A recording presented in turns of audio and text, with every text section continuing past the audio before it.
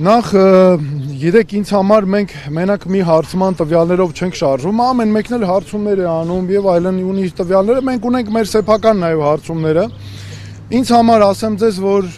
զարմանալի էր Սամվել Կարապետյանի այդ հայտարարությունը, երբ ես տեսա շատ զարմացա ու ինձ մոտ հարց առաջացավ, այսինքն ուրեմն ընդդիմությունը ունի այնքան ժամանակ, որ մյուս ընդդիմադիրների հետ կապված նման հայտարարություններ անի, մանավանդ քաղաքական այնպիսի ուժի, որը անցողիկ է արդեն ու հաղթահարում է այդ շեմը։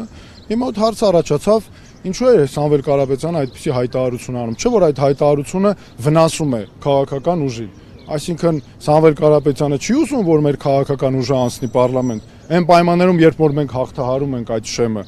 Ես օրինակ ուզում եմ, որ բոլոր իրական ընդդիմադիրները որքան շատ անցնեն պարլամենտ, որքան շատ ձայներ հավաքեն, այդքան լավ, որովհետև դա մեր պետության համար է։ Եվ այս պայմաններում ինձ համար այո շատ զարմանալի էր եւ այդ հայտարարության մեջ ինձ համար անընդունելի էր հայտարարության ձևը, տոնը, որտեղ ես որևէ մի անգամ որևէ մի ընդդիմադիրի մենք ոչ վիրավորում ենք արժանապատիվ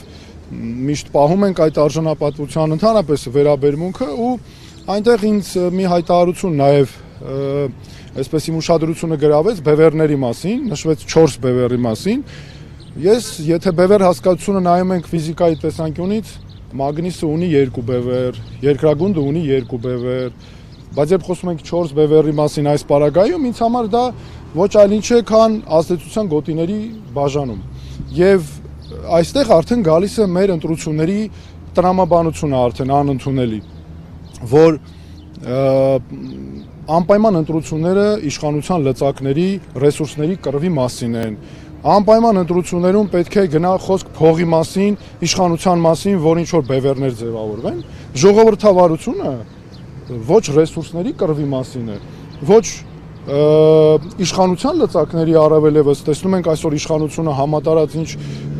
ճնշումներ է գործադրում։ Ժողովրդավարությունը այն մասին է, թե ինչ գաղափարներով, ինչ կերպես երկիր ղեկավարելու, հետո ռեսուրսները Հայաստանում ընդունված է անվանել միայն ինչ ճնշումներ, չգիտեմ, գումարներ, իշխանություն եւ այլն, բայց ռեսուրսները նաեւ մարդկային կապիտալ է, ռեսուրս է պրոֆեսիոնալիզմը։ Եվ ինձ համար օրինակ, ես կարծում եմ, ինձ համար ամենակարևորը Հայաստանի բևեռը առաջ տանելն է եւ այս ընտրությունները մեր պետականության համար ընտրություններ են։ Մենք պետքա տրամաբանությունը փոխենք եւ այս ընտրություններում պետքա հաղթի մեր պետականությունը։ Մենք հայոց պետականության պահպանման այն ամենաեզրագծին ենք, որ պետք է այստեղից շեղենք։